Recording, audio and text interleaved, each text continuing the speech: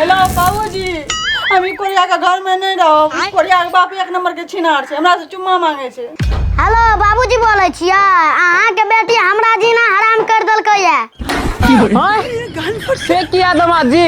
हमर मम्मी के लाइट जूता से खूब मारलकै है।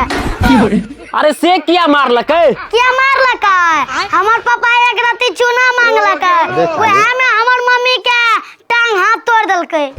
आय केहन गप करै छी दामाद जी? अहाँ चूना मांगे में कोई ककरो मारलकै है? की गप करै छियै? हमर माय के कहलो कि गैस होती न हमरा सेना छै जे तोरा से आगे चुम्मा देबो, वहे में मारे लागल। की करबे मेहमान जी, हमर बेटी कनिटा बहिर छै, अहाँ कहुना के एडजस्ट करू ने। आइए देखते हैं बाहर से मजा आएगा। कोरिया ला केकरा से बात करै छी? हेलो बाबूजी, हम ई कोरिया के घर में नहीं रहो। कोरिया के बाप एक नंबर के छिनार छै, हमरा से चुम्मा मांगे छै।